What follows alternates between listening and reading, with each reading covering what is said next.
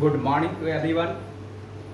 आज हम लोग डिस्कस करने वाले हैं इनकम टैक्स में जो टैक्स रिजीम आया है उस पर हम लोग डिस्कस करने वाले हैं।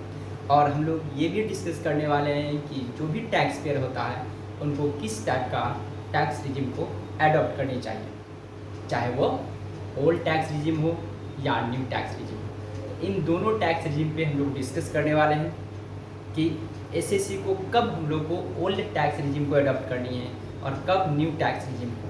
तो इन चीज़ों को समझने के लिए सबसे पहले हम लोग को ओल्ड टैक्स रिजीम और न्यू टैक्स रिजीम को स्लैब रेट को समझना पड़ेगा कि कितना अमाउंट तक किस रेट से टैक्स चार्ज की जाती है, तो जाकर के हम लोग को समझ में आएगा। तो चलते हैं, सबसे पहले हम लोग टैक्स का जो स्लैब रेट है उस स्लैब रेट पे डिस्कस करते हैं। तो सबसे पहले हम लोग ओल्ड टैक्स रिजीम के अकॉर्डिंग जो भी स्लैब रेट आती है उस पे हम लोग डिस्कस करेंगे। तो देखिए, जो भी ओल्ड है, सबसे पहले मैं ओल्ड की बात कर रहा हूँ। ओल्ड टैक्स रिजीम,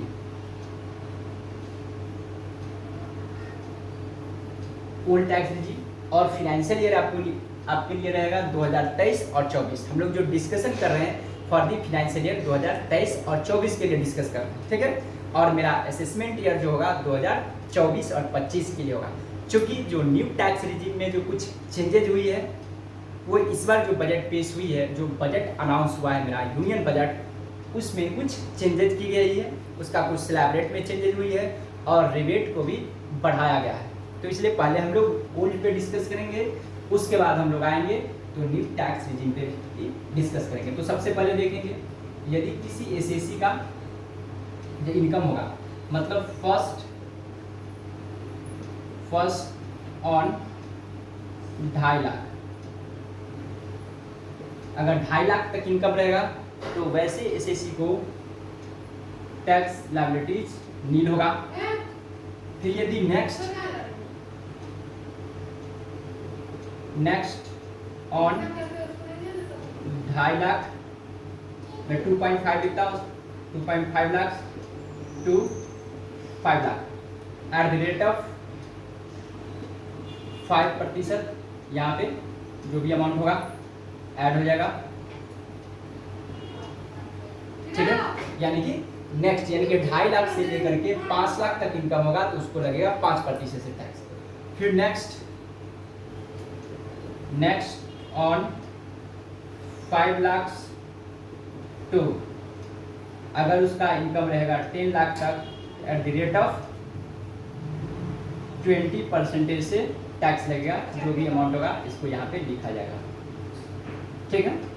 इसके बाद उसका इनकम रहेगा एबव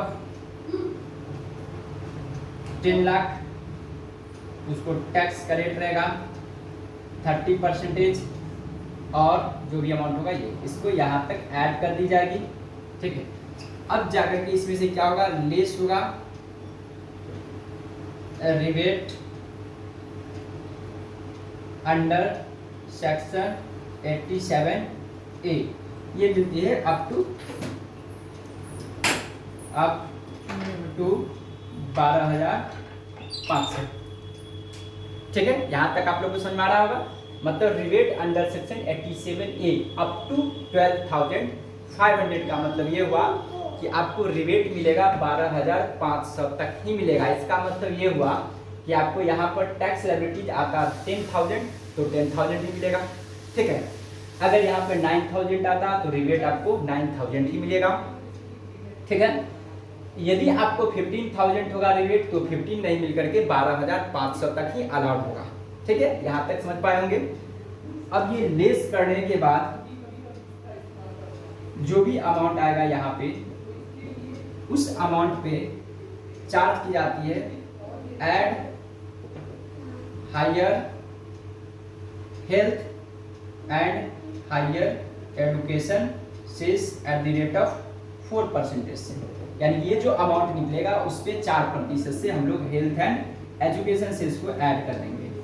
ऐड करने के बाद जो अमाउंट आएगा इसी को बोला जाएगा टैक्स लायबिलिटीज, टैक्स लायबिलिटीज होगा। ठीक है, यहाँ तक बातें समझ में आ रही होगी।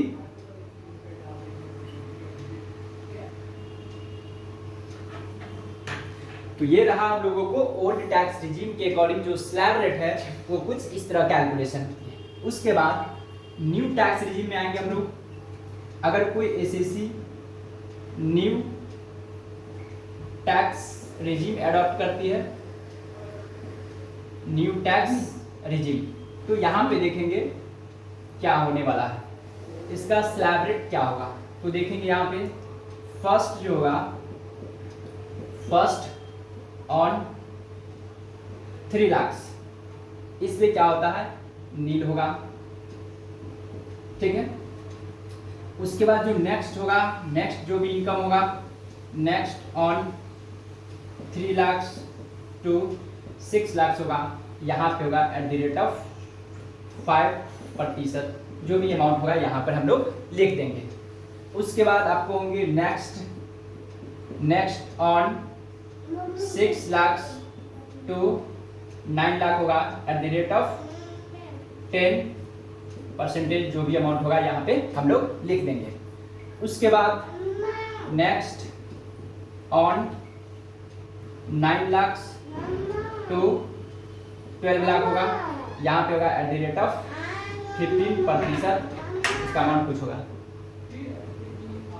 ठीक है, उसके बाद नेक्स्ट होगा आपको next on 12 lakh to 15 lakh, @ 20% होगा, जो भी होगा यहाँ पे हम लोग ऐड कर देंगे। उसके बाद आपको एबव 15 लाख होगा, यहाँ पे होगा @ 30%, और यहाँ पे ऐड कर दूंगा। ठीक है, यहाँ पे ऐड करने के बाद इसमें भी आपको क्या मिलेगा, रिबेट मिलेगा अंडर सेक्शन 87 के अकॉर्डिंग। लेस होगा, less rebate under section 87A, यहाँ पे होगा up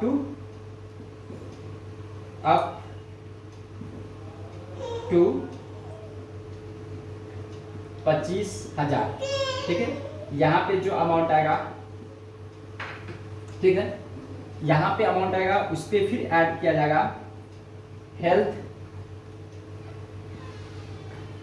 and higher education cess @ 4%, जो भी आएगा मैं इसको यहाँ पर ऐड कर दूंगा। ऐड करने के बाद जो अमाउंट आएगा, इसी को मैं बोलूँगा टैक्स लायबिलिटीज, टैक्स लायबिलिटी, या होगा टैक्स लायबिलिटीज। ठीक है, टैक्स लायबिलिटीज कहलाएगा।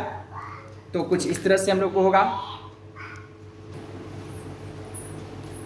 तो हम लोग को समझ में आ गया कि जो ओल्ड टैक्स रिजीम का जो स्लैब रेट है वो क्या है, और न्यू टैक्स रिजीम का स्लैब रेट कितना होता है और किस तरह कंप्यूटेशन करेंगे।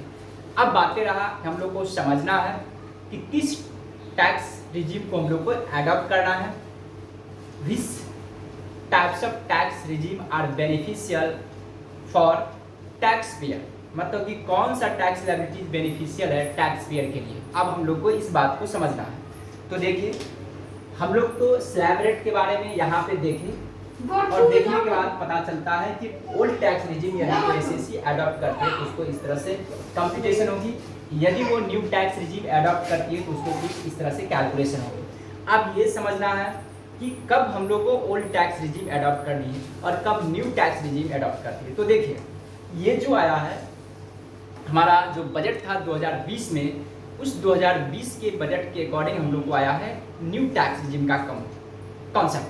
क्योंकि ओल्ड टैक्स रिजीम जो पहले से चलते आ रहा है वो तो है ही, बहुत पहले से है, और न्यू टैक्स रिजीम हमारे फाइनेंस मिनिस्टर इसलिए लाए ताकि जो स्मॉल टैक्स पेयर है उसको कुछ एडवांटेज हो, जिसको छोटा सा इनकम है, जिसको थोड़ा इनकम है, वैसे एसएससी के लिए कुछ एडवांटेज देने के लिए उन्होंने न्यू टैक्स रिजीम का कॉन्सेप्ट लाया। मतलब ये कॉन्सेप्ट आया कि न्यू टैक्स रिजीम यदि कोई एसएससी एडॉप्ट करती है और उसके अकॉर्डिंग इनकम को कंप्यूटेशन किया जाएगा, तो हमेशा याद रखेंगे यदि 7 लाख, ठीक है, 5,000 इनकम है उनको सिर्फ और सिर्फ मिलती है क्या चीज, स्टैंडर्ड डिडक्शन मिलती है 50,000.5 लाख। तो यहाँ पे इनको आएगा 7 लाख रुपया इनकम आएगा, ठीक है। और इस पे जो टैक्स लायबिलिटीज होगा ये उनको ये होगा कितना, कंप्यूटेशन जब कीजिएगा न्यूट के अकॉर्डिंग तो 25,000 होगा टैक्स लायबिलिटी। फिर इसमें लेस हो जाती है रिबेट, ठीक है, अंडर सेक्शन 87 ये जो मैंने यहाँ पे लिखवाया हूँ 25,000 रुपया, ठीक है, 25,000, यानी कि लेस करके इसको नील होगा डायरेक्टली। इसका मतलब ये हुआ कि वैसे एसएससी जिनका total income, total taxable income 7,50,000 है और उनको सैलरी भी मिल रही है, उनको स्टैंडर्ड डिडक्शन मिलेगा 50 का, स्टैंडर्ड डिडक्शन को लेस कर दिया जाएगा, उनका इनकम होगा 7 लाख, और 7 लाख पे जब भी टैक्स का कॉम्पिटिशन की जाएगी तो उनका इनकम होगा नील होगा। किसके अकॉर्डिंग, इसके अकॉर्डिंग, मतलब न्यू टैक्स रिजीम के अकॉर्डिंग, ठीक है। यहाँ तक बातें समझ में आ रही होगी, ठीक है। अब देखेंगे इसका मतलब ये हुआ कि वैसा टैक्स पेयर जिनका इनकम 7,50,000 है उसको न्यू टैक्स रिजीम ही अडॉप्ट करनी चाहिए, क्योंकि उनके लिए ये बेनिफिशियल है। लेकिन ओल्ड टैक्स रिजीम में देखिए एडवांटेज क्या है, डिसएडवांटेज क्या है। अगर मान कर चलिए न्यू टैक्स रिजीम में क्या होता है, ये इसमें क्या होता है, no any deduction, no allowed deduction, any deduction और एग्जेम्पशन। मतलब ये कि न्यू टैक्स रिजीम के अकॉर्डिंग यदि किसी एसएससी को डिडक्शन अवेलेबल है उसके पास अंडर सेक्शन 80C से लेकर के 80U तक, तो उसको किसी प्रकार का डिडक्शन और एग्जेम्पशन का फैसिलिटी नहीं मिलेगा, वो एडवांटेज नहीं ले सकता है। क्या चीज़ का, डिडक्शन का।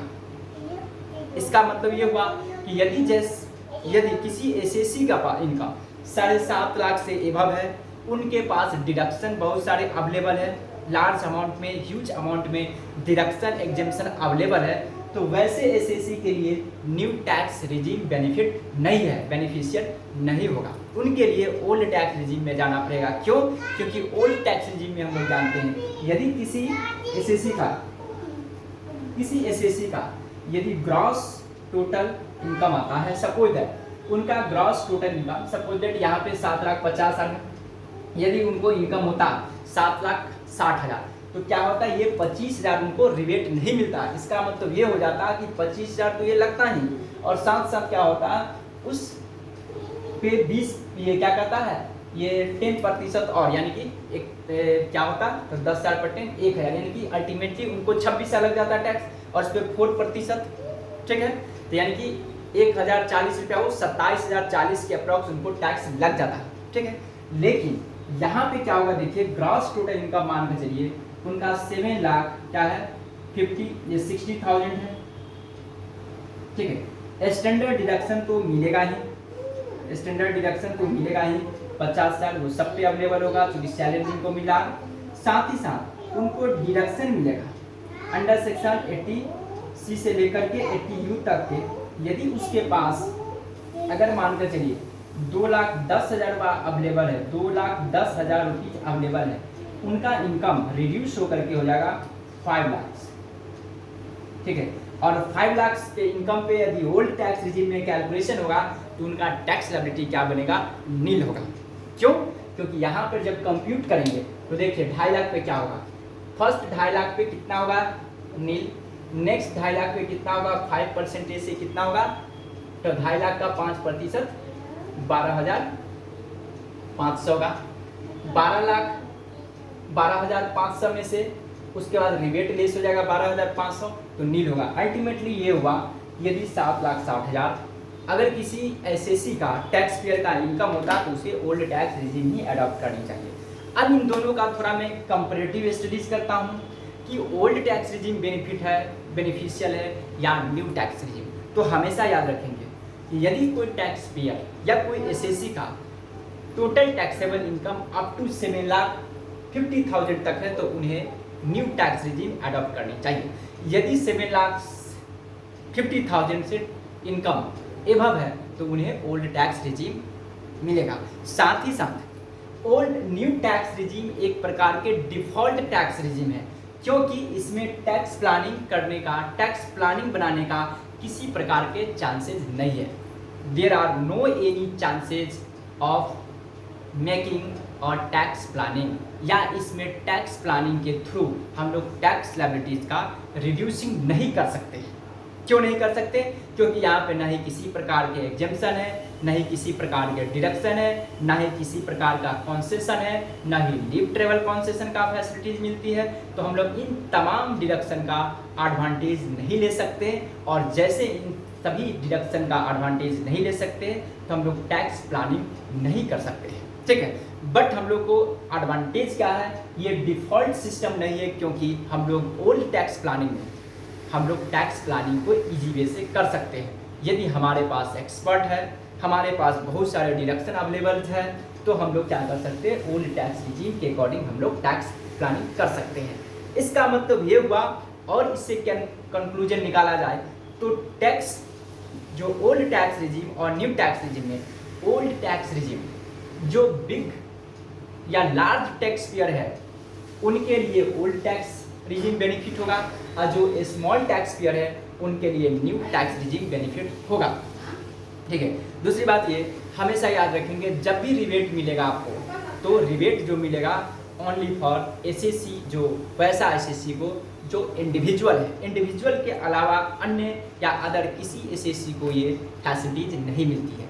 तो आई होप कि मेरे बात यहाँ तक आप लोग को समझ में आ गया होगा, किस तरह से हम लोग एडवांटेज ले सकते हैं और किस तरह से हम लोग कॉम्पिटिशन कर सकते हैं ओल्ड टैक्स लायबिलिटीज और न्यू टैक्स लायबिलिटीज का। अब हम लोग नेक्स्ट वीडियो में लेके आएंगे, कुछ अमाउंट को हम लोग लेके आएंगे और उस पर कंप्यूटेशन करेंगे और देखेंगे कि अप टू कितना अमाउंट तक हमें ओल्ड एडॉप्ट करनी चाहिए और कितना अमाउंट से एक्सीड करेगा द न्यू एडॉप्ट करनी चाहिए, and up to how much amount, यानी कि up to both the tax liabilities are beneficial, मतलब कि कितना अमाउंट तक बोथ टैक्स लायबिलिटीज यानी कि both tax regime are beneficial होगा। इन तमाम पहलुओं पे हम लोग अब जो नेक्स्ट क्लासेज होगा उस क्लासेज में हम लोग डिस्कस करेंगे, ताकि और जो भी थोड़ा बहुत कन्फ्यूजन होगा किसी स्टूडेंट को, और कुछ कंसेप्ट का कुछ कन्फ्यूजन होगा या क्लियरेंस नहीं हुआ होगा, तो हम लोग प्रैक्टिकल के थ्रू इस चीज़ को अच्छे ढंग से समझेंगे, ताकि हम लोग प्लान बना सके सही तरीक़ा से, किसी को एडवाइस दे सके, और साथ साथ अपना भी टैक्स लायबिलिटीज़ को अगर हम लोग को ITR भरना हो, इनकम टैक्स रिटर्न फाइल, तो वहाँ पे भी हम लोग अडॉप्ट कर सकते हैं। Okay, bye bye, have a nice day.